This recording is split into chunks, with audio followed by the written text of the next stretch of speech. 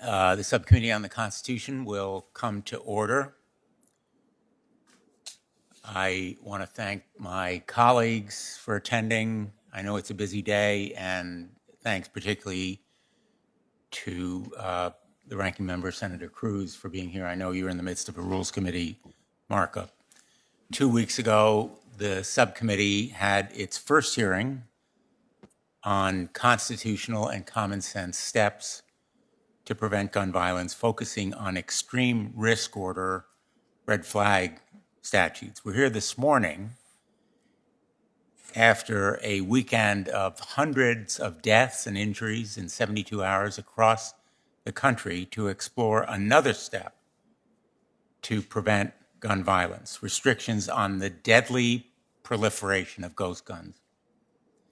At President Biden's direction, the Department of Justice and ATF have issued a proposed rule to close the ghost gun loophole and stop the spread of these deadly firearms.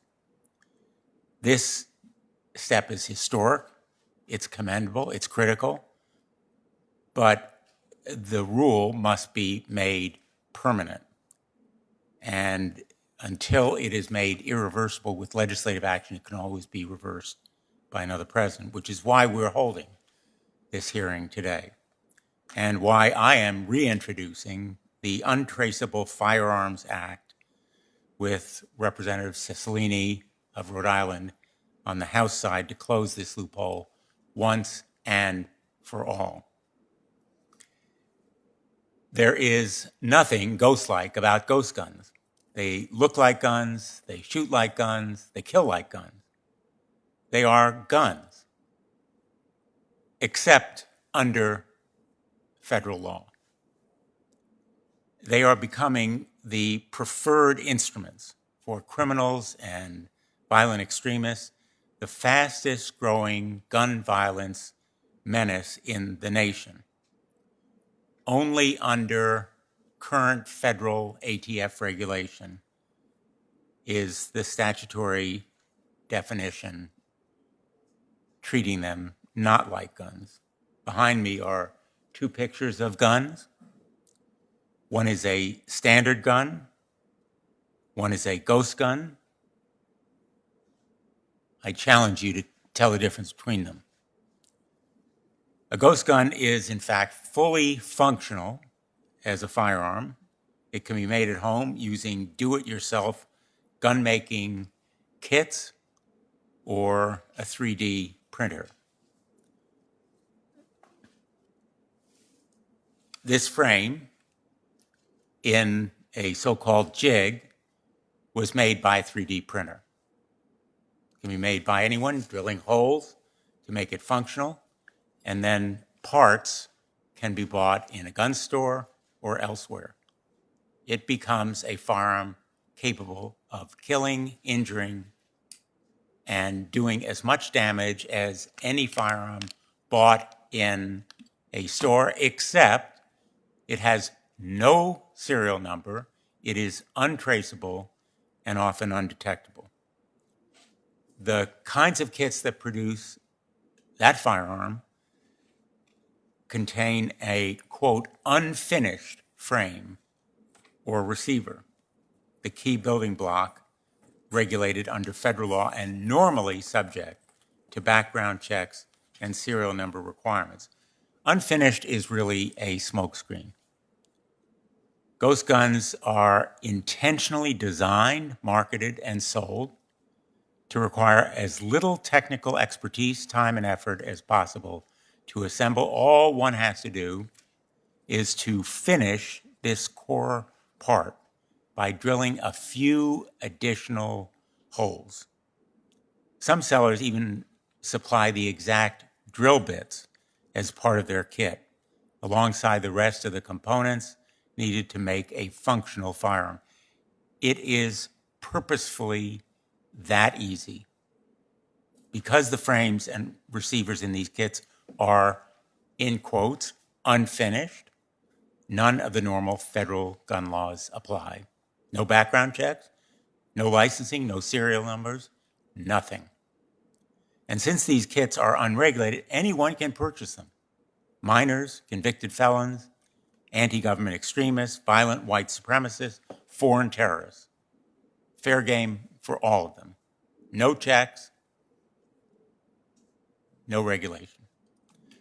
They are, in fact, fast becoming the weapon of choice, costing as little as a few $100s and taking an hour to assemble with YouTube tutorials. The number of ghost guns is surging. The number seized, the number used in crimes, the number manufactured, all are skyrocketing. And at this rate, they will make a mockery of all other common sense gun safety steps. They will render meaningless background checks and other common sense regulation that now apply to make America safer. Last March, news outlets started reporting that the do-it-yourself ghost gun kits were, quote, flying off the shelves, and that manufacturers were, quote, reporting widespread back orders and shipping delays due to a pandemic buying surge, end quote. We have no really reliable metrics about these ghost guns because they have no serial numbers, they're unregulated, and there's no reliable count on how many are manufactured and sold. The most reliable metric we have concerning the number of ghost guns, in fact, in our communities is the number recovered by law enforcement.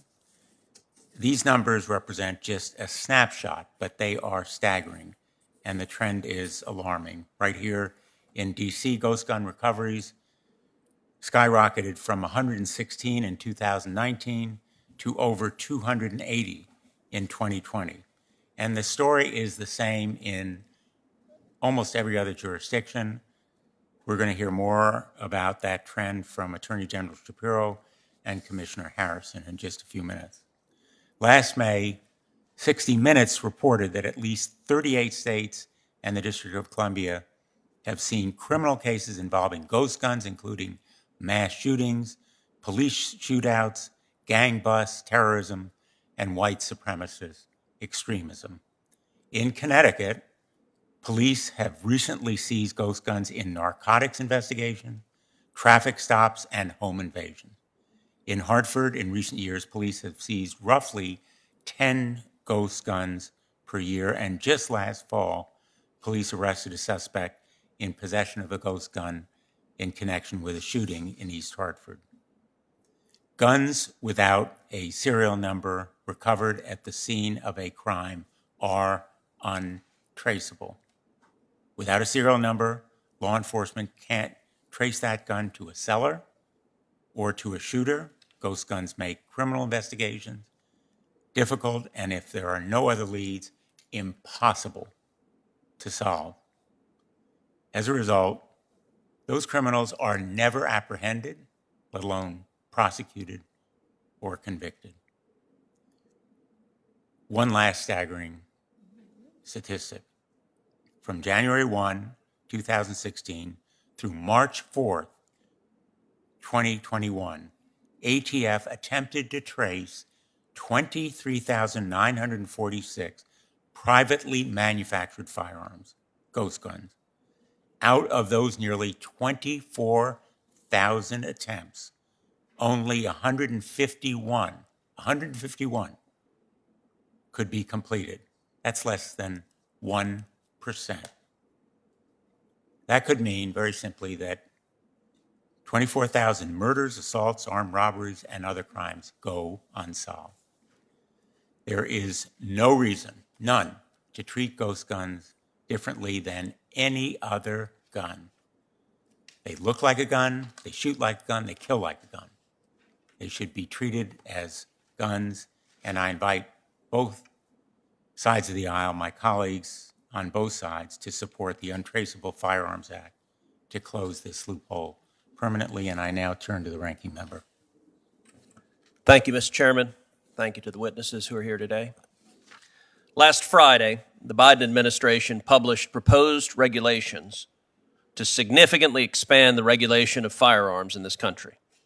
that proposed regulation and this hearing both focus on so-called ghost guns. It's a name that is intended to scare people. It's designed to make people think that certain firearms are more dangerous than others, that certain firearms are beyond the reach of current law. That's nonsense. It's simply not the case. The so-called ghost guns that we're talking about are nothing but homemade firearms. There's nothing special about them. There's nothing weird about them. But advocates of aggressive gun control rely on ignorance to scare people. Homemade firearms aren't any more dangerous than any other firearms. And for all relevant purposes, homemade firearms are treated like any other firearm under the law. If a person commits a crime with a homemade gun, they will be prosecuted just the same as anyone else. If a felon makes a homemade gun, he's a felon in possession of a firearm and will be prosecuted. If a person knowingly sells a homemade firearm to a criminal, that person has committed a crime and will be prosecuted. Chairman Blumenthal observed that, quote, "We have no reliable metric as to any connection between crime and homemade firearms." That's another way of saying there are zero data, no evidence whatsoever that this is contributing to crime at all. This is a made-up problem. And yet here we are having a congressional hearing pretending that so-called ghost guns are a major issue. They aren't. And I look forward to the next hearing of this subcommittee on Civil War replica cannons and how dangerous those are as well. If we want to have a hearing on gun violence, there are real topics to discuss. Gun violence and violent crime is a real problem in this country. It's not the made-up problem of ghost guns, but in 2020, gun violence soared to rates not seen in 20 years, with over 19,000 people killed by homicides and unintentional death, not including suicides. Time magazine reported that gun violence surged in the city of Chicago in 2020, with shooting incidents increasing by over 50% and homicides by 55% when compared to 2019. New York, the 2020 murder rates increased by 37.3% and by 37.5% in Philadelphia compared to 2019 rates. These cities, of course, all have things in common. They're all run entirely by Democrats. They all have strict gun control measures that criminals don't follow. Law-abiding citizens are disarmed, the criminals are not, and the deaths follows accordingly. And they're also all epicenters of the Democrats' radical push to defund the police.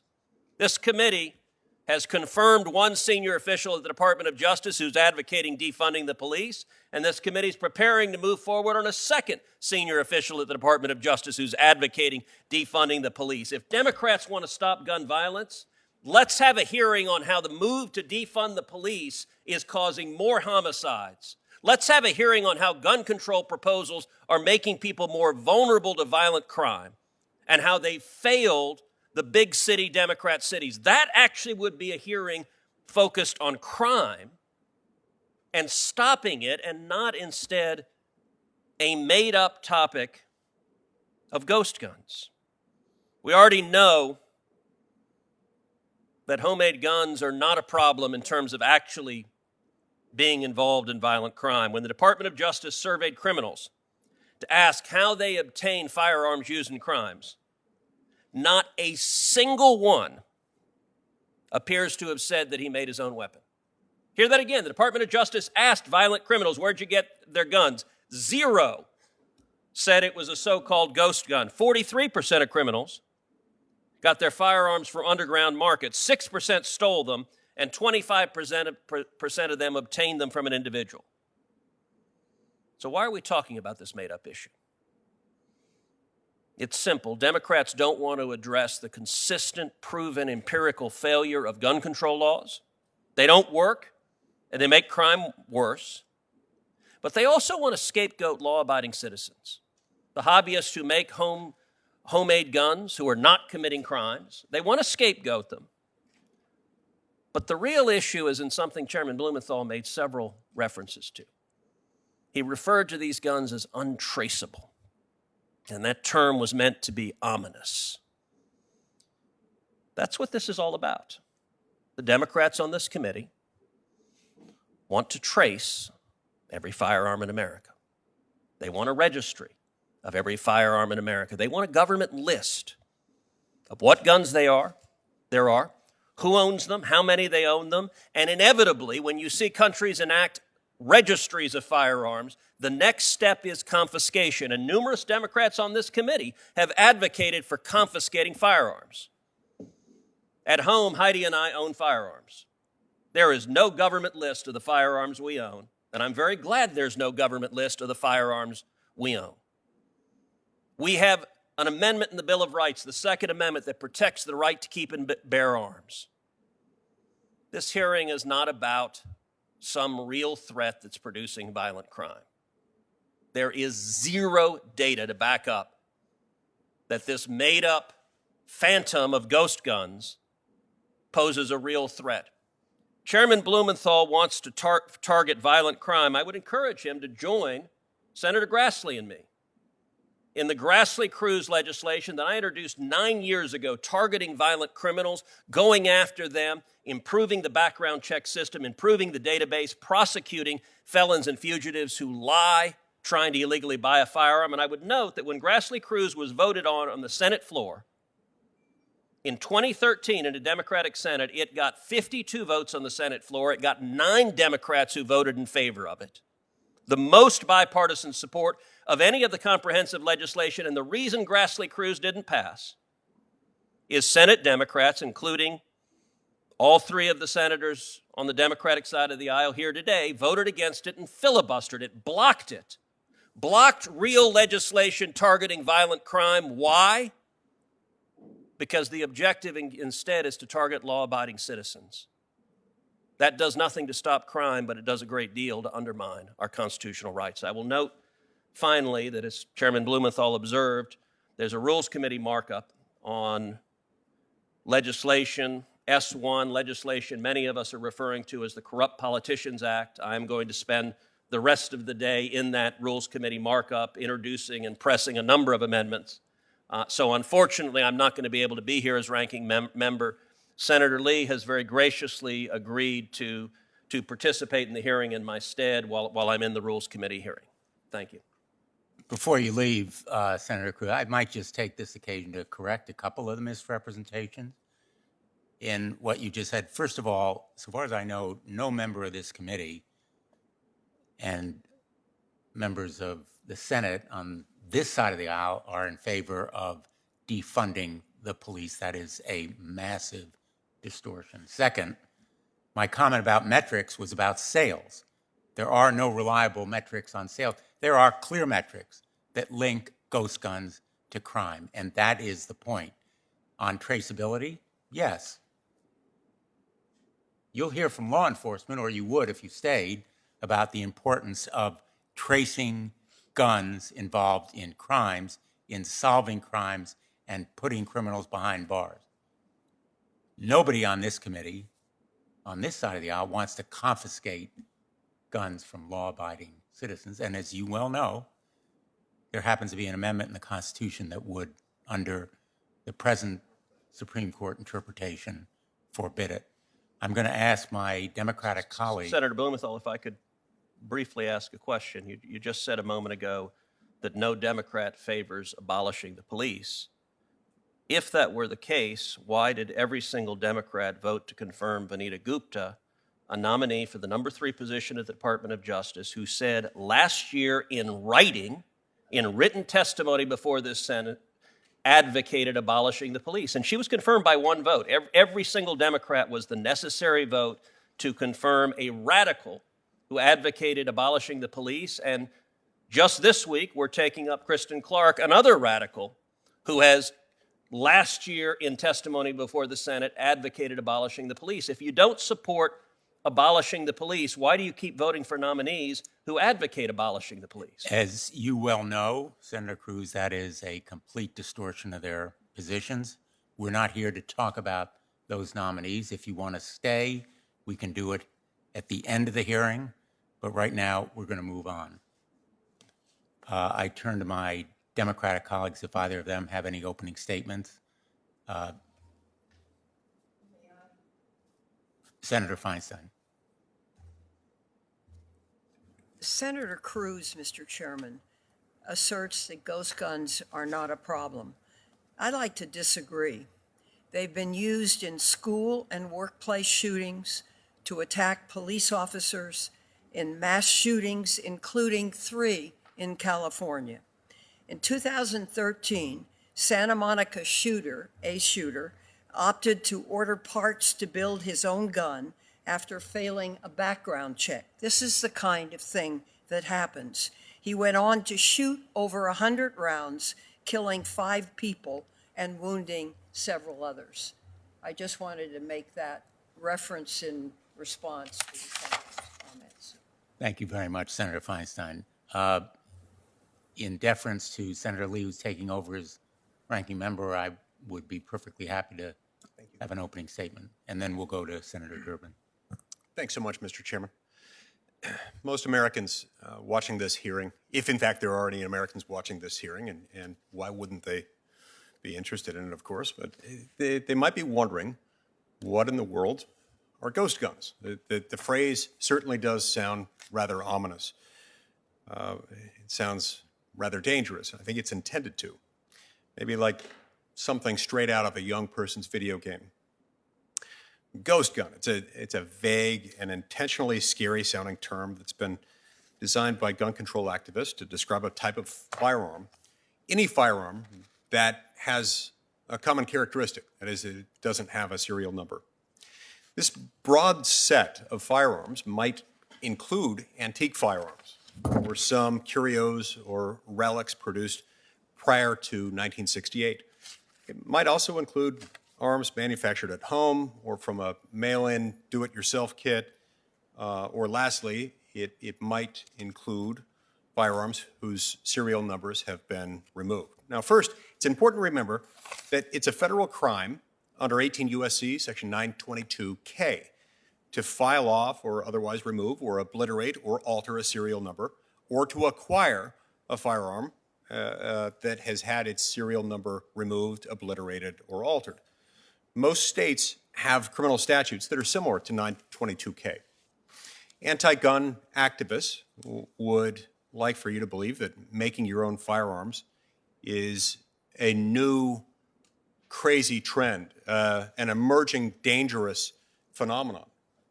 Those who might want you to believe this neglect, of course, to mention that the American tradition of privately made firearms started with the colonies, and it continues today. In fact, the Continental Army relied very heavily on privately made firearms. And John Moses Browning of Ogden, Utah, who was known for revolutionizing the field of firearms, inventing rifles, pistols, and shotguns, and machine guns. Browning invented and made all of these firearms privately, only later selling the patents to companies like Winchester. Privately made firearms are part of our American story, a story of hard work, of innovation, and of ingenuity. These anti-gun activists would like you to believe that privately made firearms pose a new danger to society. They use misleading statistics to make it sound as if privately made firearms are commonly used to commit violent crimes. For example, the ATF's notice of proposed rulemaking says, quote, from January 2016 through December 31st, 2020, there were approximately 23,906 suspected PMFs, or privately made firearms, reported to ATF as having been recovered by law enforcement from potential crime scenes, close quote. But these crime scenes, of these crime scenes, where privately made firearms were recovered, only 325, or 1%, involved homicides or attempted homicides. So it's important to look at what the numbers actually say rather than what one might glean from them at a distance. Now let's look at how one should analyze the Biden administration's proposed rule on privately made firearms. The Second Amendment to the Constitution protects Americans' right to keep and bear arms. When analyzing any gun control proposal, I look at the likely impact it will have on the constitutional rights of law-abiding Americans, those who build their own firearms as a hobby or for marksman competitions or to make better, safer firearms, perhaps for their own use. Not to mention that the Biden administration is attempting to change the law through rulemaking instead of through coming to Congress. I'm convinced that proposals like the proposed rule the Biden administration issued on Friday will most certainly affect those law-abiding Americans who use 80% lower receivers or receiver blanks while doing very little to stop criminals who want to use guns in order to hurt other people. This proposed rule will also get us one step closer to firearm registry, one of the top goals of many who are part of the anti-gun left. So these are concerns. I think they're real concerns. They're legitimate concerns. And I think we've got to be careful with the terminology that we use. Just as importantly, we've got to look out for the interests of the law-abiding. And it's those people, the law-abiding Americans, whose rights are very often eroded whenever government steps into this area. Thank you. Senator Durbin. Senator Blumenthal, perhaps someone, a historian, maybe one of our witnesses, will tell us when we decided to create the federal law that Senator Lee related to, when we decided that protecting the existence of a serial number on a firearm was important to our government. I assume that decision was made in the hopes that we would reduce violent crime and the misuse of firearms. And then the obvious question, well, if it's already the law, why are we here today?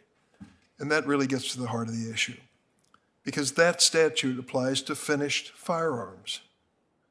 And up until recent times, that was usually the case. When people were purchasing a firearm, it was a finished product. And there was a federal law which required a serial number. Well, we live in a brand new world now. And over the internet, you can buy these so-called kits to make your own gun, so-called ghost guns, and avoid the very statute you've quoted. So that's what the Blumenthal bill is all about, closing a loophole in the law which allows anyone to avoid the necessity of having a serial number on a firearm. Isn't that what it gets down to? Isn't that basic? And Senator Cruz before you was mocking the use of the term ghost gun and went so far at one point, I don't want to misstate what he said, but I got the impression this just isn't happening. People aren't using ghost guns in crime. Hang on tight, Senator. I'm sorry Senator Cruz has a conflict in another committee. Hang on tight when you listen to the witnesses here. They're going to give you chapter and verse of cities and counties across the United States where these ghost guns, without serial numbers, untraceable, are being confiscated in the commission of crime, deadly, violent crime. Senator Cruz was suggesting this is some sort of folly by Senator Blumenthal. It is not. It is a matter of life and death. And I think it's not too much to ask that even for the hobbyist, whatever they're purchasing, have a serial number and comply with the federal law. That's what this is all about. And I'm glad we're having this hearing. Thank you, Senator Blumenthal. And the notion that we would have a proliferation of homemade guns, untraceable homemade guns, and that is in the best interest of our nation, I beg to differ. Saying to people who misuse firearms, we're not going to give you another avenue, another option to create a gun with no serial number and go out and kill someone with it. We're going to make it more difficult. And I think most Americans would agree with that. Thanks, Senator Durbin. And as chairman of the committee, thank you for permitting and encouraging this subcommittee hearing today and for your championing gun safety measures along with Senator Feinstein. You've been real champions. I'm going to introduce the witnesses. We have a very, very expert panel. First, Attorney General Josh Shapiro. He has served as Pennsylvania's Attorney General since 2017. As Attorney General, he is tackling the scourge of gun violence across Pennsylvania, and he's committed to improving trust in the justice system. He's directing an urgent across-the-board fight against the big drug companies, trafficking rings that fuel the heroin and opioid epidemic. Currently in his second term, Attorney General Shapiro has taken on the climate crisis, defended voting rights, and protected women's access to contraception. Ms. Ashley Lubinsky is Curator Emerita and Senior Firearms Scholar for the Cody Firearms Museum in Cody, Wyoming. She earned her master's degree in American history from the University of Delaware. She has researched and worked in several nationally recognized firearms collections, including the Smithsonian Institution's National Firearms Collection. We're joined remotely by Commissioner Michael Harrison. He has served as the 41st Commissioner of the Baltimore Police Department since 2019. He previously served as the New Orleans Police Department for nearly 3 decades. Commissioner Harrison also serves as president of the Police Executive Research Forum and as a member of the Major Cities Chiefs Association, the International Association of Chiefs of Police, and the National Organization of Black Law Enforcement Executives. Mr. Rick Vasquez, he is a United States government certified firearms classification expert. He's represented the United States as a firearms technical representative to aid other nations, and he has worked with the federal government in firearms policies and questions. He's also recognized in state and federal court as a firearms and ammunition classification expert.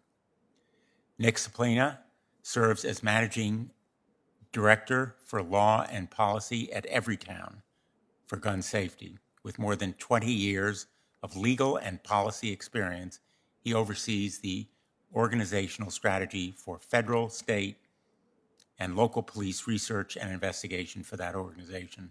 Prior to joining Everytown, Mr. Saplina was senior advisor and special counsel to the New York State Attorney General, where he was cross-designated to the New York Organized Crime Task Force for his work on combating untraceable ghost guns.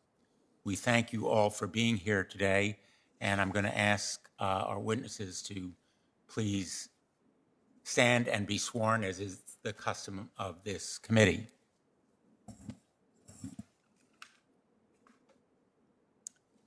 You solemnly affirm that the testimony you will give today is the truth, the whole truth, and nothing but the truth, so help you God. Thank you. We'll begin with Attorney General Shapiro.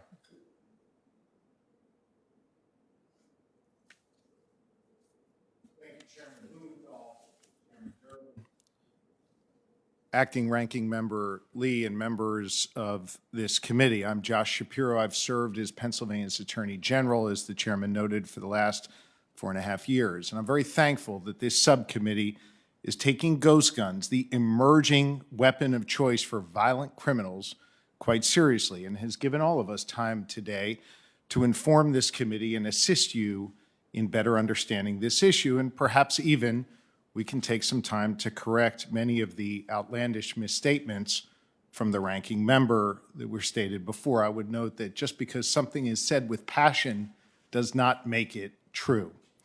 My office has been working on the real threat of ghost guns since 2017. These are untrackable, untraceable firearms built at home or sometimes on gun show tables. They lack serial numbers, and they are purchased, importantly, without a background check. With me today, I have a Polymer 80 jig of a 9mm Glock-style handgun. This jig comes in a kit with an 80% receiver, the drill bits necessary, the trigger assembly, and all of the components to make a fully operational firearm. It's quickly assembled by drilling 3 holes, here, here, and here, and then milling out 3 pieces, here, here, and here. Unlike the collectibles or hobby build-at-home gun kits of years ago, These kits can be assembled in minutes using very simple tools. Let me give you some data points from the real world of what we are seeing in the Commonwealth of Pennsylvania. In 2018 in Philadelphia, just 13 ghost guns were recovered. In 2019, that increased nearly eightfold to 99 ghost guns. In 2020, that number more than doubled again to 250, and today we've recovered 201 of these ghost guns in just the first 4 months of the year. That's in one city alone. Across all of the Commonwealth of Pennsylvania, we've seen an exponential increase in recoveries by 437%. That's data, that is facts, that's what we're seeing on the ground. The consequences are heartbreaking. Last March, a former Temple University football player was killed on the streets of Chinatown in Philadelphia with a ghost gun, fired by someone, and this is important, who would not have passed a background check, yet still got their hands on one of these. Over the past 3 years, agents from my office have witnessed felons and people prohibited from purchasing firearms buy these ghost gun kits with cash and leave gun shows with them by the duffel bag size full. They walk out of a gun show, assemble the kits in minutes, and send fully functioning guns onto our streets and right in the hands of violent criminals. We've made arrests where ghost guns purchased at gun shows are on the streets literally the next day after that purchase. In 2019, our agents witnessed prohibited purchasers buying an 80% receiver kit just like this one at a York gun show. They took it to the next table over, just feet away as I am from these witnesses here, where a convicted felon and neo-Nazi drilled out the receiver, assembled the gun, and handed it back to him right at the gun show. Last year, our agents watched as a company sold 90 of these kits in one batch to a convicted felon, paying $38,000 in cash. When our office executed a search warrant at this individual's home, it turned up even more fully assembled firearms made with these kits. There were loads of ammunition, cash, and a setup to churn out these guns. Had we not had agents at that show, dozens more ghost guns would be on the streets of Pennsylvania today. Earlier this year, we arrested a man in Philadelphia who was buying these kits at a gun show, then selling the assembled weapons on the streets for $1,100. That's a 100% profit. Last month, we recovered 6 ghost guns in Pennsylvania's Lehigh Valley during the course of a drug trafficking investigation, along with 6 ghost guns, $1 million of meth, and Nazi paraphernalia. While my office has made great strides and experienced success operationally in getting these firearms off the street, law enforcement cannot keep up with the supply. So we've had to work smarter, and create meaningful partnerships, like the one with Pennsylvania's largest gun show promoter, to voluntarily remove all of these DIY kits from their shows. At the time of the agreement, the dealers had already sold 6,000 of these ghost guns. And as a result of this first of its kind in the nation agreement, we were able to stop 36,000 of these guns from getting out on the street. I'm here today to respectfully urge the Senate to seize this opportunity where law enforcement, community groups, and gun owners and gun shops agree that we have to do more, that we have to make sure these DIY kits require a background check so we can simply keep them out of the hands of criminals. Mr. Chairman, this is common sense. We know these kits can be fully functioning firearms in minutes. We know they're being used to kill people on the streets of our communities. And this body has the power to do something about it. Look, I recognize there is a lot of expertise at this table and in this room.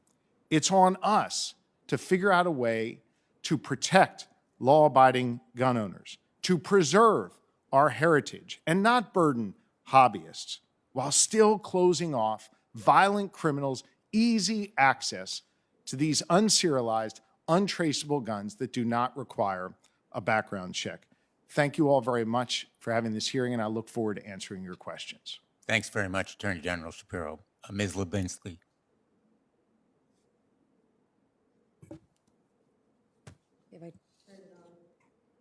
There we go. Chairman Blumenthal, Sub-Ranking Member Lee, and distinguished members of the committee. My name is Ashley Lubinsky, and I am honored to testify today about the long history of privately made firearms in American culture. But first, I do want to address the terminology that I will be using and why. Firstly, I will not be using the term ghost gun, and that's because as a historian, I try to be as precise as possible, and the term is used more as a rhetorical tool, a marketing tool, and because of that, it can create a false sense of authority on the subject rather than describe the actual technology that we are talking about. For example, it is conceivable that when hearing the term, the average person could conflate the terms undetectable and untraceable. What I mean by that is, if you hear the term ghost gun, you could assume that it is invisible, and by that term, maybe it bypasses a security scanner. Instead, this term recognizes and references a lack of tracing tools that are sometimes used by law enforcement after a crime is committed. So for clarity, I will be using the terms such as home-built and privately made firearms. Please note, though, that I am using the term firearm as a historical definition rather than a legal one. Now let's shift to the historical background on these firearms. Now, trust me, there's a lot of history here, so please refer to my written testimony if you would like more specifics, and I'm happy to go into these details further if and when there is more time. But essentially, the big takeaway about the history is that these privately made firearms have been around for centuries, basically since the first ignition system was developed over 500 years ago. And throughout these times, these gun makers have been essential to both the civilian and government. It may surprise you that the term discussed a lot today, parts kits, have been used regularly dating back to the 1700s. Private gun makers in America could order locks and barrels from overseas in order to expedite the process when building guns. It's also important to note that these too involved filing processes and a lot of other modifications, as some parts kits are today. The other thing is, when armories became available, or people that were making government firearms, the individual and the private gun maker was still incredibly important. In the American Revolution, the British had an armory and they still bought lock plates from civilians. And the US government actually sought to design a standard pattern to simplify this process for individual gun makers.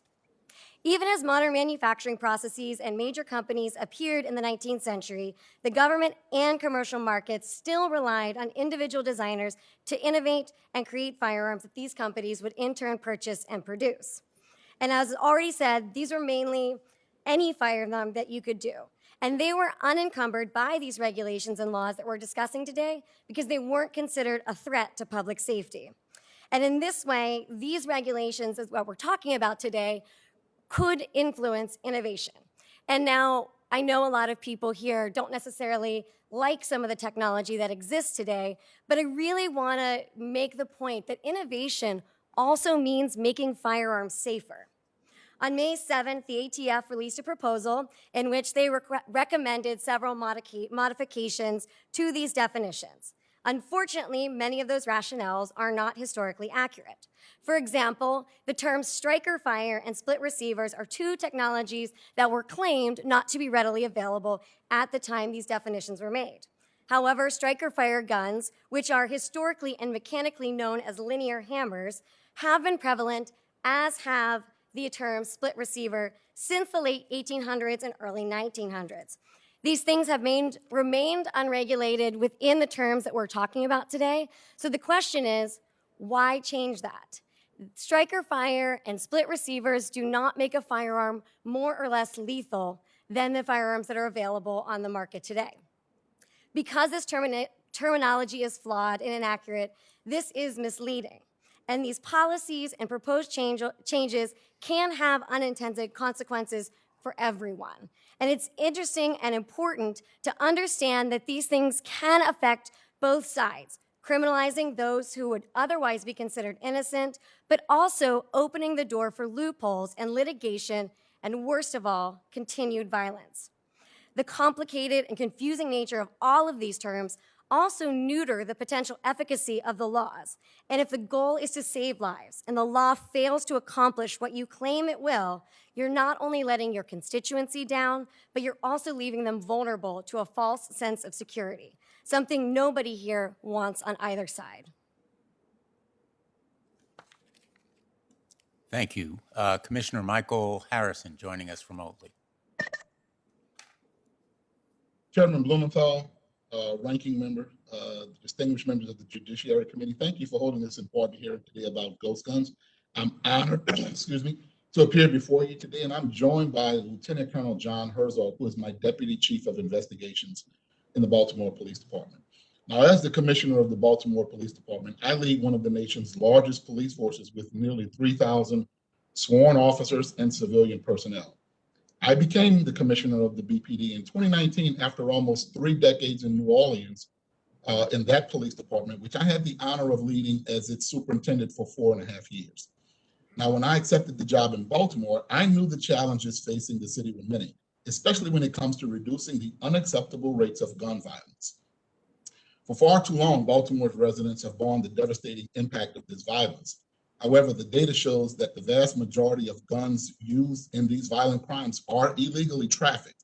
In fact, last year alone, more than 82% of guns recovered in Baltimore came from outside of the city, and nearly 65% of those guns were purchased outside of the state of Maryland. In Baltimore, we're working every day to break the cycle of gun violence with evidence-based solutions and community policing initiatives, but we face a new threat to public safety from unserialized firearms known as ghost guns. In February of 2021, members from our Southwestern District Action Team were patrolling an area notorious for violence and drug activity. At the very sight of a police vehicle, a male suspect began fleeing on foot while holding his front waistband, heightening concerns that he was armed. As he ran away, the individual was seen discarding vials of suspected cocaine. Now, police apprehended the suspect and recovered a 9mm polymer 80 handgun with no serial number, which was loaded with 26 rounds of ammunition. The suspect was only 17 years old, too young to purchase or possess a firearm in Maryland. And because the gun was unserialized, it was a dead end for law enforcement when it came to tracing it. Last year, Baltimore had a 300% increase in the number of ghost guns that have been seized in our city. Of those seizures, Baltimore police linked 15 of those ghost guns to a shooting or a homicide. The Southwestern District, which experiences the most gun crimes and homicides in the city, also had the highest number of ghost guns seized. And most disturbingly, nearly 1/4 of all of the ghost guns recovered by the Baltimore police were from individuals who were not old enough to obtain a firearm, including an individual who was only 14 years old. Unfortunately, this trend has continued into the current calendar year with no signs of letting up. So far in 2020, we've recovered 83 privately made firearms, which means we are far outpacing last year. At this rate, we are on pace to seize upwards of 300 ghost guns, and this will be in the range of 10 to 15% of all guns recovered this year in the city.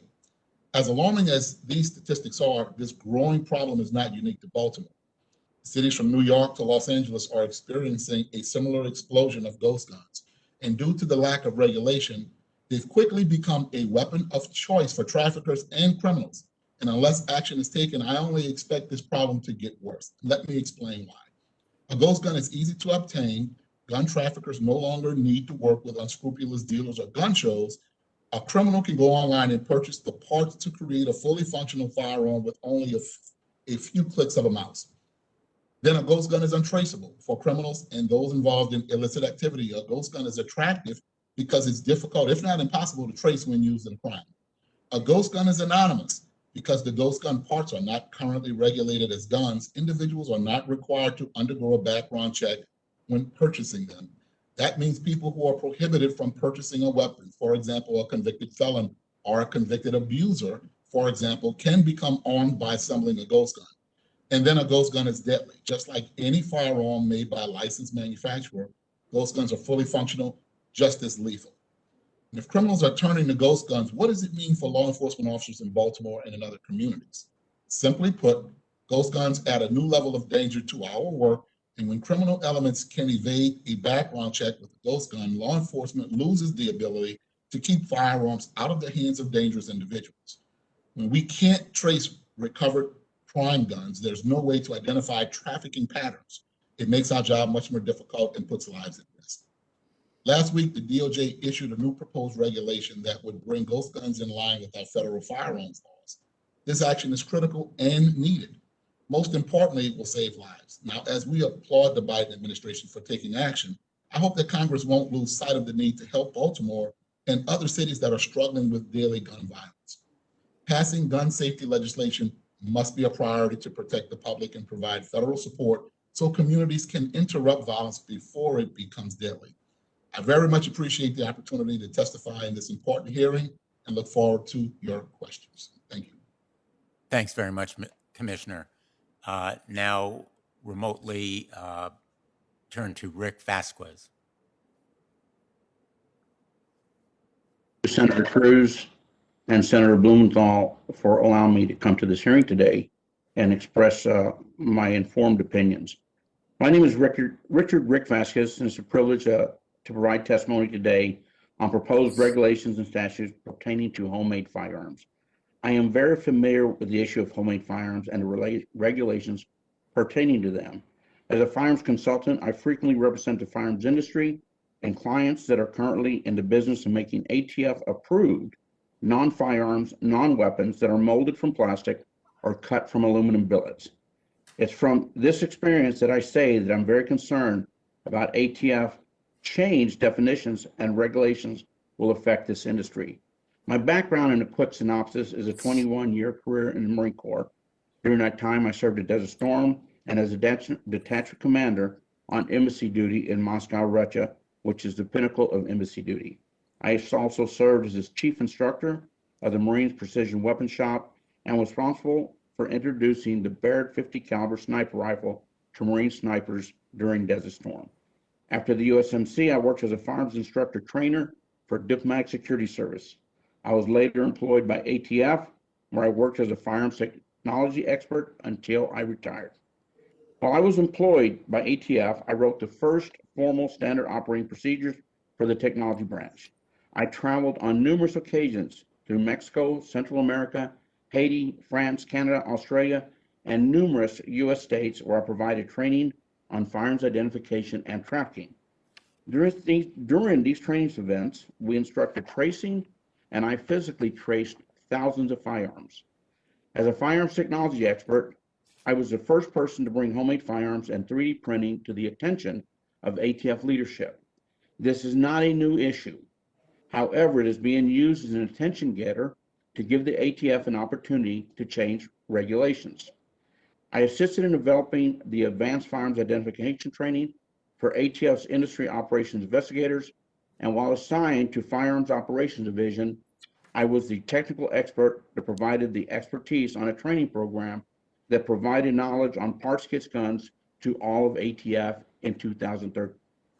I have read the proposed rulemaking, and I am concerned that these regulations do substantially more harm than good and do little to nothing to stop crime. From my experience, most people who are putting homemade firearms into illegal commerce are convicted felons or persons that are criminals, and these new laws will not hinder them. It will only hinder law-abiding citizens who will respond to the changed law. I believe there will be little to no effect on reducing crime by regulating these homemade firearms. If we want to stop crime, lawmakers and enforcers should be going after firearms traffickers, the criminals that have guns and sell them to other criminals, not law-abiding citizens who choose to manufacture them at home. We should spend more time and attention writing anti-trafficking laws and providing enhanced firearms training to our law enforcement personnel, not regulating a lawful business. Moreover, we need to acknowledge that completing a firearm for personal use is not cost-effective and is not as simple as it appears. These non-firearms castings and moldings have been properly classified by ATF and should not change. The primary effect of the new rule or other potential regulations treating these molds as firearms will be the removing of a hobby from law-abiding citizens. It appears that the main goal of this regulation and of lawmakers interested in this space is the application of a serial number to homemade firearms. In my opinion, this is not only unnecessary, it is the beginning of a form of registration. In addition, the effect of the new rule on the firearms industry will be economically devastating. These are persons that have found a niche industry without having to be licensed. The new regulations will force them to be licensed, which will take away the market of law-abiding citizens making their own firearms. Finally, the trace data on quantity of homemade firearms traced on the proposed rulemaking is not supported by ATF's annual trace data. The number of homemade firearms traced on the proposed rulemaking is much higher than the number of firearms traced on the 2019 annual trace report. In conclusion, I'm here to provide testimony on homemade firearms and the effect it will have on the firearms industry and the lawful gun owner. Thank you very much.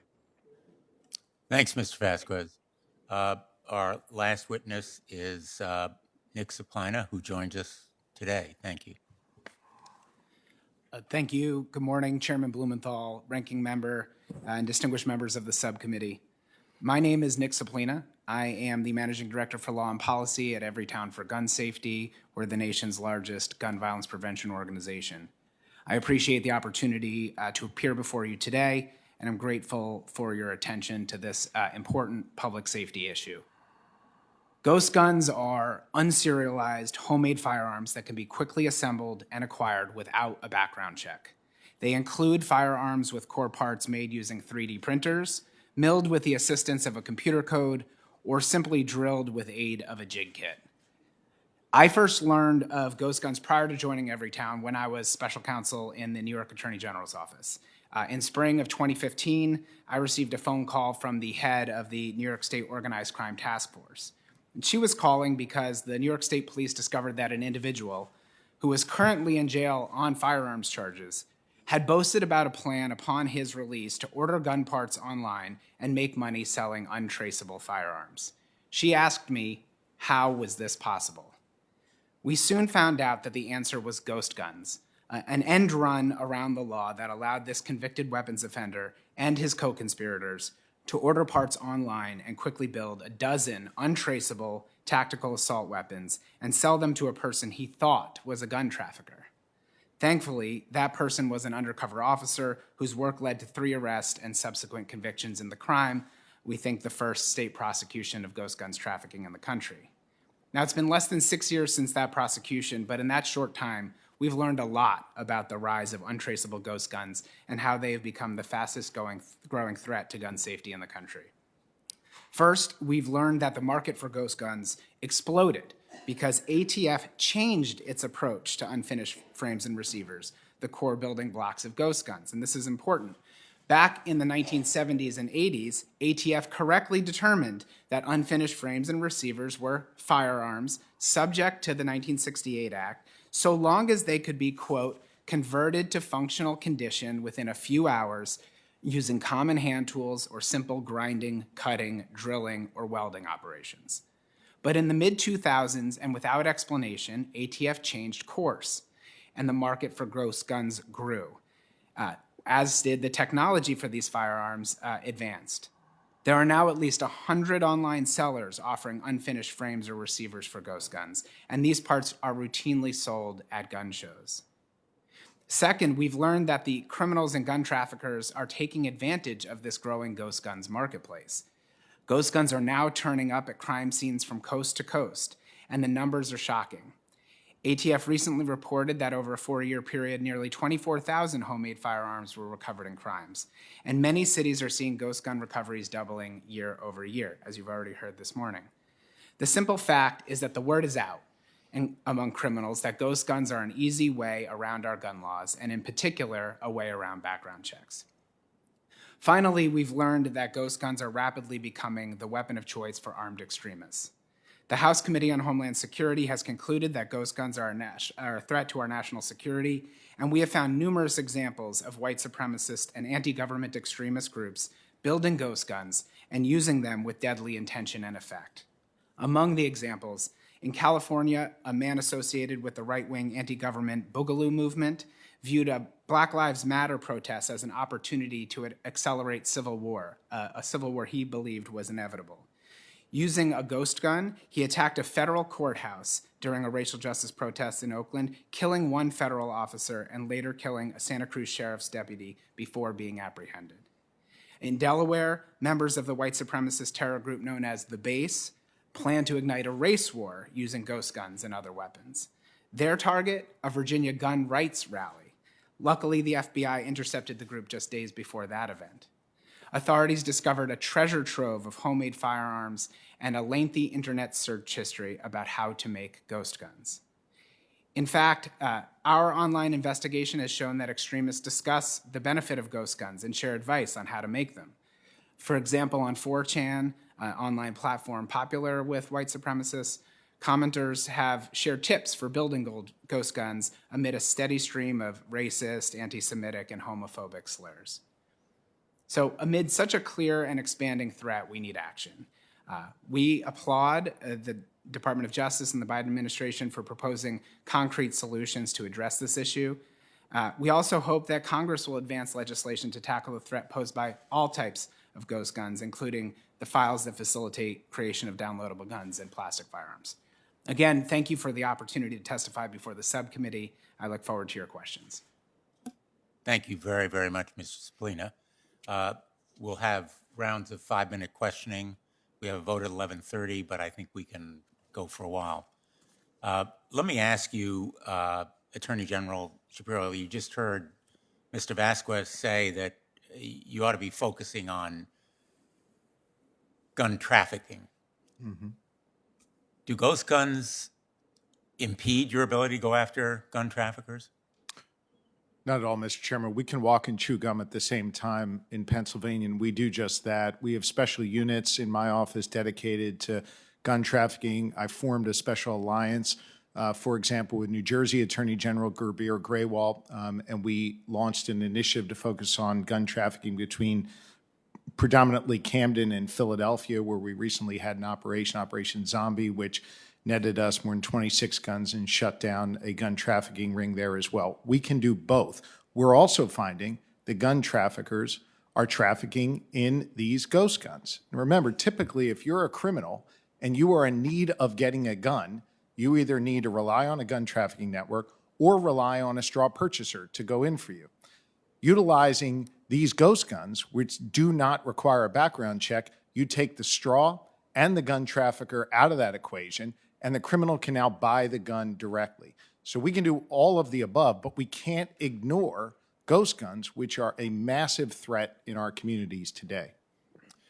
You showed us the jig, which is, in a sense, the container that is used to make the frame by drilling holes that are pre-marked. Would you say there is any particular artistry or craftsmanship involved in making one of these frames using a pre-made kit of this kind? No artistry, no craftsmanship, and Senator, very little skill is required. Let me tell you how it really works. You go to the gun show, you go over to table A, and you buy this. You then go over to table B, you get the other parts. And by the way, table B is this far away. And as I talked about in the example of the York County gun show, they'll assemble it for you right there. In fact, they had a criminal who was a white supremacist doing the work for you right there. So either they can do it for you there, or you could take it home, as was the example I used from Philadelphia, where they were buying them by the duffel bag load and assembling them there and then selling them for more than a 100% profit on the streets. I could have one of these put together within 20 minutes, and Senator, as my wife and kids will tell you, I'm not particularly handy. So if I can do it in 20, someone who's handy can do it in even less. Mr. Splina, you made reference to the prevalence of white supremacists, violent extremists making use of these ghost guns particularly. Why is that? Well, Senator, these guns are optimal for those groups. They appeal to these groups precisely because they are an end run around our federal and state laws. So if you are trying to stay off the grid, if you are trying to amass an arsenal without even your local gun dealer getting wise to it, ghost guns are a perfect way of doing that. And then when you use those firearms in crimes or terrorist acts, they're untraceable, back to you or your group. And I think you testified also about 3D printed guns. This is a new technology, spreading, more prevalent, and we should make clear that the proponents of these guns make the contention that they are harmless, they're hobbyists, but in fact, this kind of exception can swallow the rule involving background checks and all the other gun safety protections that we have. What is this 3D technology? So 3D tech, and first let me just say, Senator, that the term ghost gun, which would apply to 3D printed guns or these unfinished frames and receivers, not a term that I made up. You can go to ghostguns.com or buy the Ghost Gunner. These are marketed this way precisely to people who are trying to avoid regulation. But 3D printed guns, just like other forms of ghost guns, take all the artistry, all of the skills out of it. With 3D guns, if you have a master file that's essentially the blueprints of the firearm, and you have the appropriate 3D printer, you can print either all or part of a firearm. It is newer technology. It is less available to the end user, but it is there, and we are seeing fully operational firearms printed either in plastic or in aluminum. My last question on this round is to Commissioner Harrison. Commissioner Harrison, what kinds of crimes have you found that these ghost guns are involved in? Thank you. We're finding them, first of all, there are a large number of people who are illegally carrying them on the street, transporting them in vehicles, but we are seeing a percentage of homicides and shootings being committed with polymer 80s. And so, for example, in 2020, 15 ghost guns were directly linked to a homicide or shooting, while in 2021, 15 were linked through ballistics to another gun crime, and 17 have been linked to violence. This year, we're seeing an exponential increase in the amount of ghost guns we are recovering. 83 so far. The majority of them are being transported around the city in vehicles, and they're being used to commit shootings and homicides. And we're seeing a large number of people under the age of 21 and a large number of people who are prohibited by law from possessing a firearm or purchasing a firearm, found in possession of them, and are using them in those homicides and shootings. Some of them are being left at the scene. Thank you, Commissioner. Senator Lee. Thank you, Mr. Chairman. Mr. Vasquez, I'd like to start with you. Thanks for your service to our country, and thanks for your willingness to testify in front of our committee today.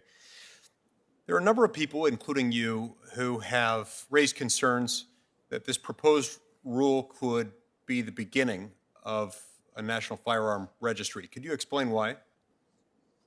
Yes, sir, and thank you for that question. And I'd like to expand on that somewhat. One of the things said earlier was that citizens were required to serialize firearms since the beginning of the Gun Control Act, and that's incorrect. 923I under the Gun Control Act specifies that only licensed manufacturers and licensed importers are required to put a serial number on them so that an individual could still manufacture or build his own firearm without having to put required markings on it. And as far as turning this into a registration, I know the burdens that has already been put on gunsmiths. There's a fine line between what is a gunsmith and what is a manufacturer. And the proposal was to have ATF, that ATF proposed was to give gunsmiths the ability to put serial numbers on homemade firearms for people who wanted to make their homemade firearm. And then they would mark these with a portion of their license and an annotated serial number. I could see in a very short period of time where ATF or Department of Justice would be contacting these gun dealers by their license number and asking them to produce the amount of firearms that they serialize for individuals on a daily or weekly basis. And then it comes, and like I said, when it comes to the point is, if I make my own firearm, I'm not required to serialize it. So why should I put a serial number and give it up to somebody else and have them put it in some type of registry? And that's what it becomes. Now, to be clear, most firearms that are used to commit crimes are obtained illegally in order to circumvent the NICS background check system. So in many cases, they're stolen, or they're bought by straw purchasers, or they're purchased on the black market. All of these things are illegal under current law. Now, in light of this, how will serializing 80% lowers and requiring a NICS check on law-abiding Americans who purchase them, how will that make us safer? Senator Lee, that is a great comment, because criminals do not fill out 4473s today, and they do not do NICS checks. So they will continually look for a loophole to find an illegal firearm. They are not buying firearms the way you or I would, and there will never be a shortage of firearms for criminals. As I said, I've traveled all over Central America and Mexico on behalf of ATF, and there was no shortage of foreign-made firearms. When they run out of firearms that they can attain in the United States, they will find other markets. Then it'll really get bad when they start bringing in these military-grade firearms made in China, Russia, Yugoslavia, and other countries, because criminals will always get the firearms they need to run their cartel organization. Ms. Lubinsky, as you mentioned in your testimony, there were over 112,000 attempted straw purchases in 2017, including the San Bernardino shooters who enlisted a neighbor to purchase on their behalf. How many people were prosecuted for attempted straw purchases in 2017? According to my documents, 12. 12 out of those 112,000. Correct. So they don't go after very many of those who do it. And so if they're not even doing that, it begs the question, why do we need more laws in order to cover what's mostly being done only by the law-abiding and would be more likely to be done only by the law-abiding here? You were correct with that assertion. We all know that there are already laws on the books that are not being enforced, but this is also another issue because the terminology that's used in most of these laws that go around firearms parts and features, which is really something that is a 20th century phenomenon in gun laws, the wording ends up being so confusing, convoluted, that it ultimately opens us up to not really be doing what everyone's saying that it's doing. It basically waters it down and isn't accomplishing the goal that people who believe in a certain pro-gun control claim that it is. Right. These do raise significant concerns, and the Second Amendment, which we've had in place since 1791, itself has roots in English legal history stretching back hundreds of years before that. We've got to be very careful before we tinker with that right, especially when we have to take into account what any proposed change in the law will do to the law-abiding and what that would even gain us. Separate and apart from the constitutional questions, it's imperative, as part of the analysis, to look into what this is going to do who are already abiding by the law, and what, if anything, will a change to the law do to deter actual violent criminal behavior. I see my time's expired. Thank you, Mr. Chairman. Thanks, Senator Lee. Senator Feinstein. Well, Mr. Chairman, I think the reason that we're here, if we go back to 2018, the International Association of Chiefs of Police and the major city chiefs named ghost guns, quote, a public security threat, and called on lawmakers to take action. Now, the interesting thing is, since that time, the problem has gotten worse. A special agent from ATF's Los Angeles Field Division reported that 41% of their cases last year involved a ghost gun. 41% of their cases. So, Commissioner Harrison, let me ask you, do you believe that the rise in ghost guns puts law enforcement at a greater risk? Thank you, ma'am. I absolutely believe that it puts us at a greater risk. As we've seen an exponential increase, when you look at 2019, we only recovered 29, but in 2020, we've recovered 126. 2021, we've already recovered 83, and we have percentages of those guns used in violent crimes like murders and non-fatal shootings because they can't be traced. And so many young people are buying them either on their own or through some other person buying them on their behalf for the sole purpose of illegally carrying them and using them in violent crime. And so we know for a fact that that's happening on the streets of America. And it puts us at greater risk because we lose the ability to track down who uses the gun, where they got it from, or all the way back to its origin, to be able to know why and how a person obtained that gun and hold people accountable, not just the person pulling the trigger, but the person who obtained the gun for the sole purpose of passing it on to someone to use it in a violent crime. Thank you. That person is just as guilty, and it makes us exponentially more in danger. Thank you. Attorney General Shapiro, how has the rise in ghost guns affected law enforcement in Pennsylvania?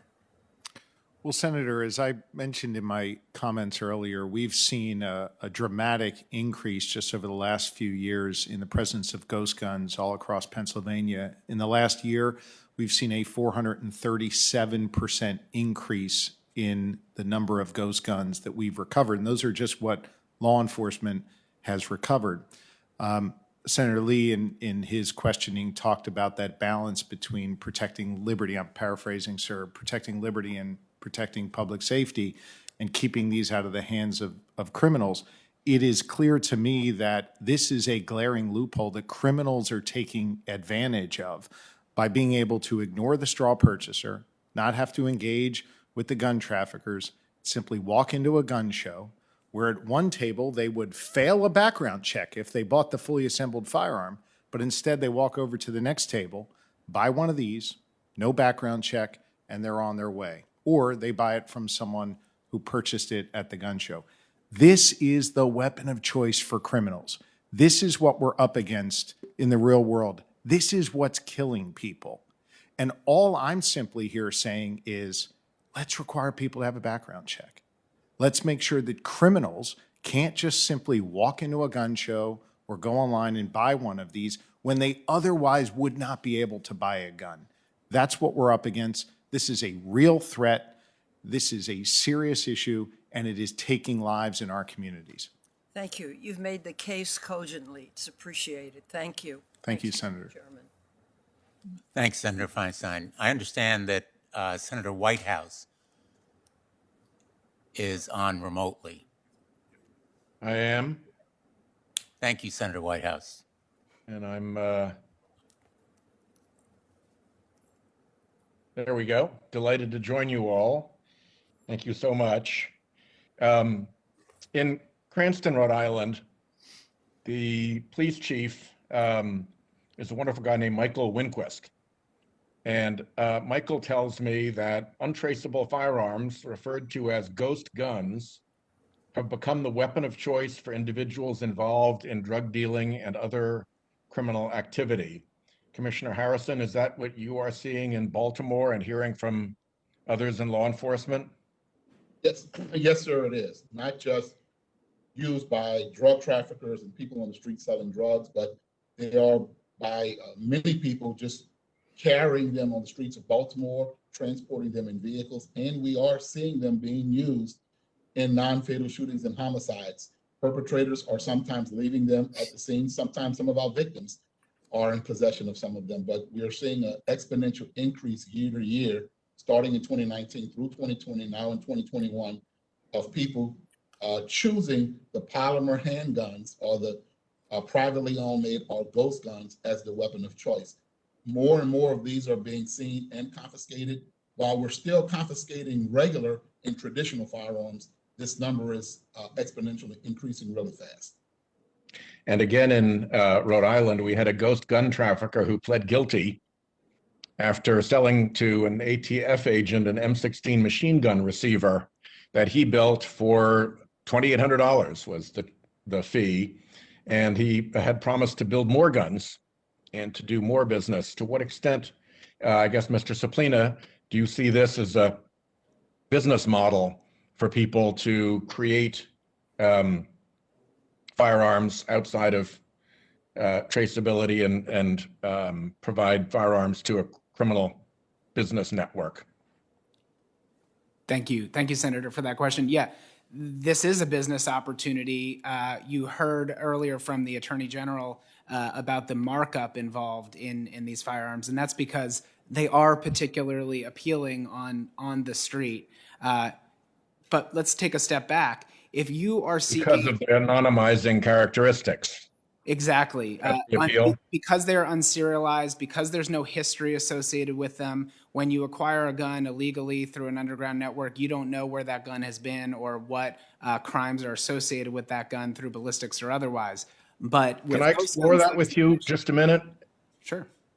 With you and I guess Attorney General Shapiro as well. I served in law enforcement as our state's Attorney General. We had full criminal jurisdiction in Rhode Island, like Delaware and Alaska. I was the U.S. Attorney. I've done some work in this space. And one of the things that was very helpful in investigating gun crimes is the traceability of the weapon, either a gun that's left behind or discarded unsuccessfully at a crime scene that you can trace back to, in some cases, even the original dealer who sold it, which then gives you evidence to work forward and try to figure out who was at the crime scene, or ballistics, whether the projectile itself or the brass after it had been discharged by the firearm leaves marks that can be traced and cross-referenced. To me, that's a very important part of criminal investigation where shootings and murders have taken place. And to me, the families of people who've been killed are really owed that law enforcement use all these tools at its disposal to understand as clearly as possible who's behind these types of shooting crimes. How do ghost guns figure into that regime of evidence collection, analysis, review, and traceability that helps get to the bottom of fatal crimes? Well, Senator, they don't fit into it. If you go and shoot someone with one of these ghost guns, you're not going to learn anything about the history of that crime gun from the E-Trace system, which is, I believe, what you were referring to, because it's not in there. It's unserialized. In fact, under state law here in Pennsylvania, I'm required by law to track all crime guns and to trace them. And indeed, we are unable to do that with ghost guns because they are unserialized.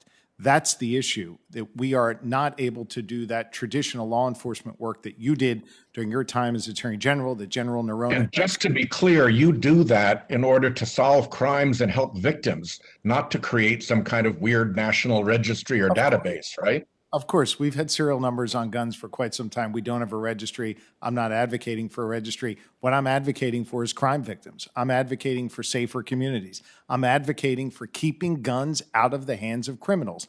And to simply require a background check and the serialization of these guns will go a long way to doing that. Thanks, Attorney General. And Chairman, thank you. Terrific hearing. Well done. Thank you very much, Senator Whitehouse. Really appreciate your joining us. We have time for additional questions. I don't know whether there are other Republican members who want to participate remotely. Apparently not. I'll begin another round of questions. Let me begin where Senator Whitehouse finished. Mr. Suplina, you have been dealing with ghost guns and focusing on them for a long time. And I've been struggling with this idea that somehow putting serial numbers on them would lead to a national registry of guns for law-abiding citizens. Is there anything different about putting serial numbers on these guns that are homemade and sold by manufacturers or sold in gun shows that's any different from the system we have now for lawfully sold firearms? No, Senator. And the regulations that have been proposed are just treating these ghost guns the same way we treat all other firearms. So this concocted fear of a national registry seems like some kind of smokescreen, does it not? That's correct. And serialization's been required on commercially sold firearms since at least 1968, and this would just apply that same rule to homemade firearms. And as Attorney General Shapiro and Commissioner Harrison have testified very cogently, law enforcement needs those serial numbers when guns are discovered at the crime scene in order to figure out who used them. And even if they are stolen or lost, the gun still can be traced to the previous owner, and that previous owner can be questioned, correct? That's correct. It's a very important piece of evidence in solving any gun crime. Attorney General Shapiro, I think just very recently you apprehended suspects, I'll call them suspects, alleged criminals who were using ghost guns. Could you describe that incident? Senator, Mr. Chairman, there have been so many incidents of this. I'm not exactly sure which one you're referring to. We had one about a week and a half or so ago where we had very serious meth dealers in the Lehigh Valley who had $1 million worth of meth, which, for the record, is a lot of meth. They also had ghost guns on them and Nazi paraphernalia. These were serious criminals in our communities. And in order to foster their illegal drug trade, they were relying on ghost guns because it was the only guns they could get their hands on because of their criminal background. These ghost guns are not only these kinds of handguns, but often they are AK-47s. That's correct. Correct? That's correct, sir. In fact, I recently saw an ad online for one of them. The seller of an AK-47 build kit announced that it was, quote, one of the simplest processes to date, end quote. The seller helpfully provides a video to help assemble it. Another seller boasts that with their AR-15 kit, quote, building time doesn't take too long. Within an hour or so, you should be breaking it in at the range, end quote. Have you seen these kinds of ads and sales? We've seen these ads, we've seen these sales, and we've seen these guns on the street. I would just point out something that I think should hopefully be an obvious fact, but criminals oftentimes are weary of buying these online. I think, Mr. Chairman, you referred to an online advertisement that you saw. Why are they weary of doing that? Because it requires some sort of payment that you could then, in law enforcement, potentially trace back. More often than not, we're seeing the criminals at the gun shows, whether they're buying the AK style or they're buying this style, purchase these ghost guns with cash and then use them for criminal activity, oftentimes the same day. And the cash can't be traced either. That's correct. Commissioner Harrison, how do the men and women in your police force feel about these ghost guns?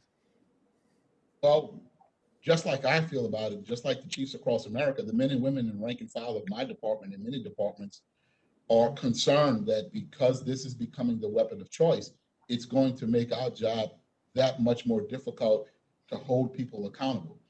Just recently, the latter part of last year, our warrant apprehension task force executed a search and seizure warrant for a subject who had committed a non-fatal shooting. In there, we found a bunch of firearms, but 8 of them were ghost guns, or these privately made firearms.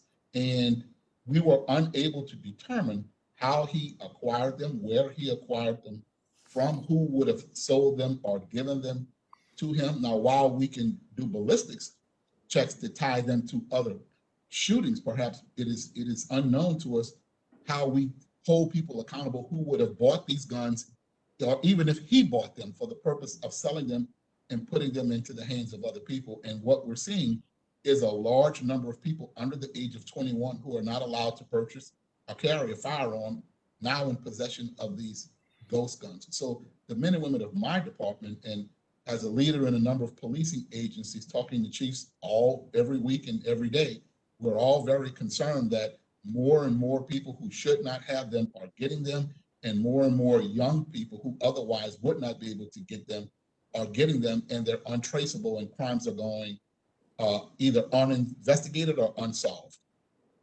Thank you. Mr.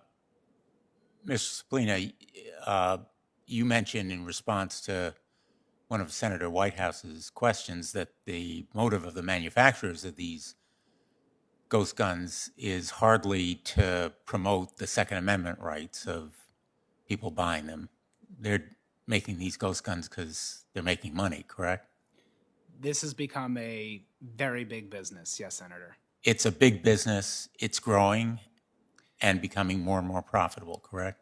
That's correct. We've identified, in fact, just last year, we identified 80 online sellers of ghost guns. That number's up to 100 this year. And the marketplace has not only grown in number, but it's grown in boldness too, right? You've seen now not just the receivers and frames, but full kits. You've seen the quotes that you mentioned. It's ridiculously easy to build. Anybody can do it. And we've seen those manufacturers appealing to the fact that these are, in fact, untraceable ghost guns. So in their ads, in their sales pitches, they explicitly pitch that they're untraceable because they have no serial numbers. That's correct, Senator. That's one of their major selling points.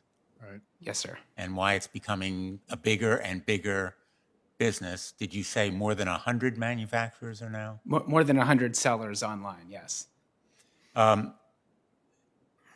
Let me just close by saying, well, let me ask the ranking member whether he has any more questions. I would just close by, first of all, thanking all of you for being here today. What we're seeing in the surge and even explosion in the number of sales of these homemade weapons is absolutely stunning. I think it creates truly a threat not only to legitimate law enforcement, but really to any kind of gun safety protection, because it creates the ability to create a kind of fully visible black market. Mm-hmm. Guns sold to criminals in plain sight. Mm-hmm.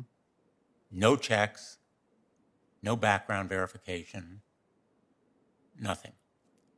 And that's the reason that President Biden has acted to stop them, and why law enforcement is so strongly in favor of this new regulation.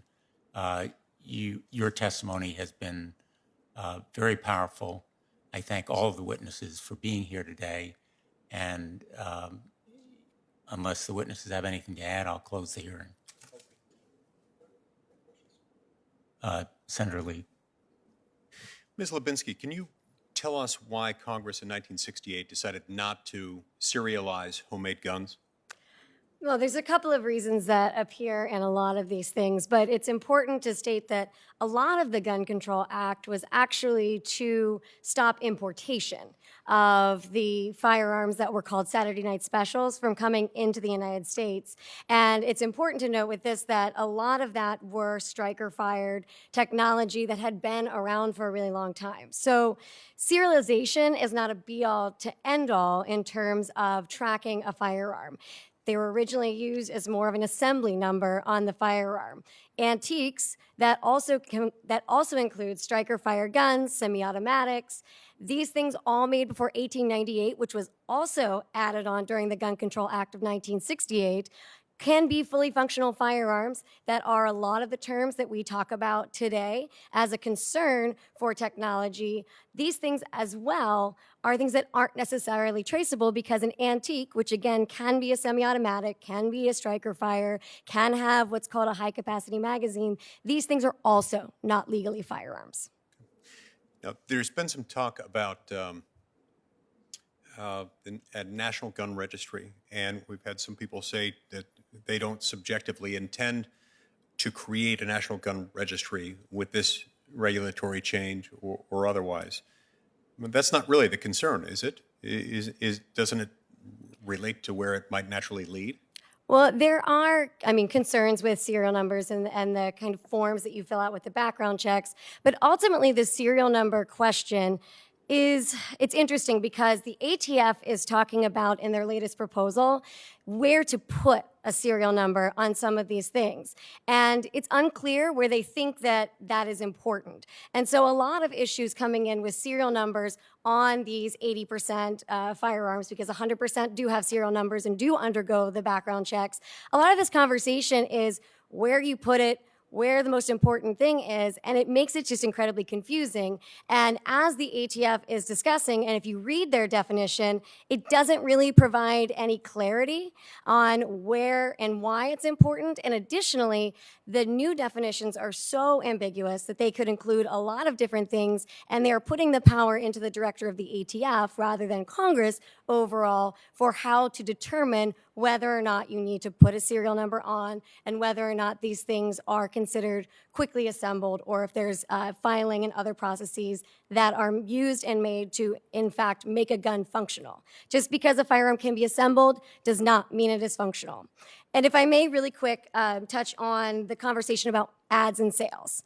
And this is something that I don't typically, as a historian, use in order to understand reality. If Hiram Percy Maxim hadn't called his gun a silencer in his patent, in his marketing, we may not have as much regulation of silencers, similar to Europe, where in a lot of places you can buy them over the counter. But he used the term silencer because it was impactful to the marketing, even though it's not true. So a lot of things get marketed even though they are not true. The fact that they're marketed that way shouldn't impact their legal classification or diminish the liberty of those who utilize those products. Correct. Marketing slogans are used to sell products, but it does not mean that is how they function. It does not mean that is reality. And it's a question of whether or not the consumer can look through a marketing slogan and see and have autonomy in their own right to do the research and know what's reality and what's a product to sell. Mr. Vasquez, in the minute I've got remaining, do you want to add anything to what Ms. Lubinsky said and what you've commented already today with regard to the risk of the creation of a national gun registry? I would like to talk about the gun registry and tracing real quick. If you look at how it's speculated that homemade firearms will be serialized by this new rule, it is very close to making a gun registry. Now, as far as tracing is not the end-all cure-all.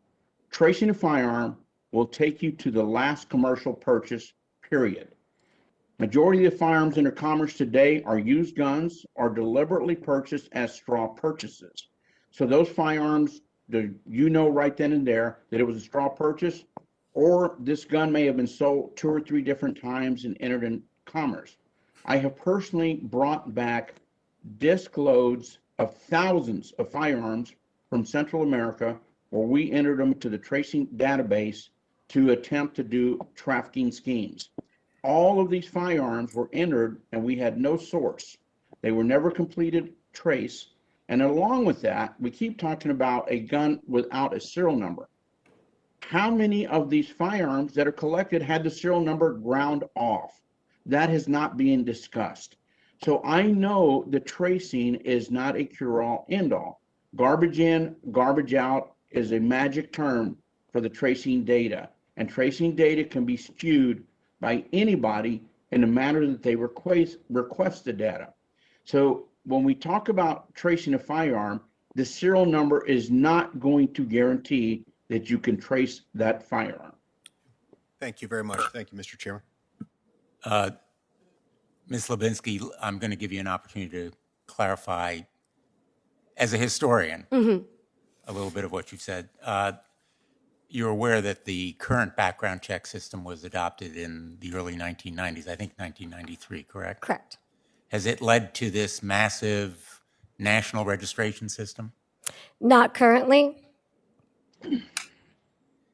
And I think Senator Lee asked you earlier about 112,000 NICS denials, correct?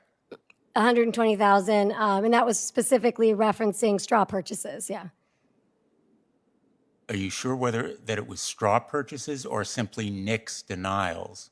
I believe, according to the government agency, which I can't remember the name of it right now, that it was straw purchases, but I'd have to check. Yeah, I think you should check because I think you're referring to the number of denials, not necessarily the number of straw purchases, but we can check.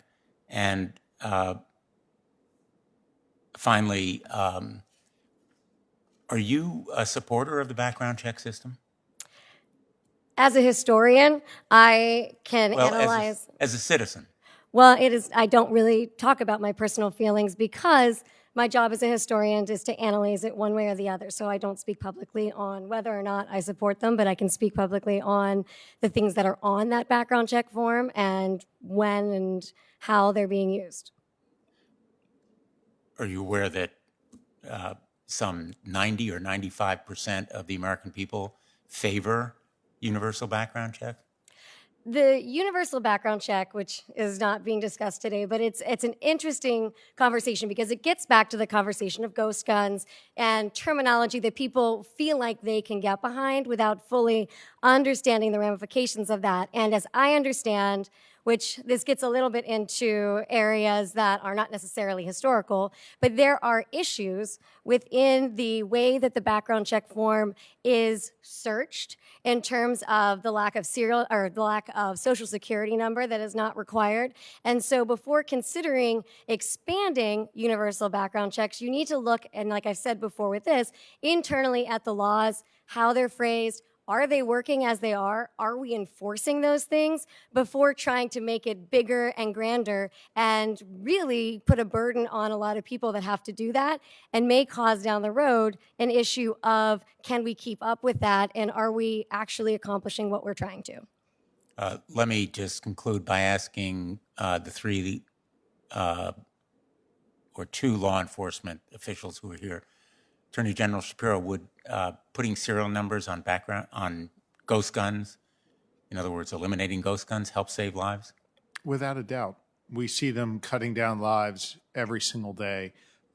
We're here asking the United States Senate for action. I've heard from the acting ranking member and others, critique of the ATF and their actions. I've heard critiques of the Biden administration.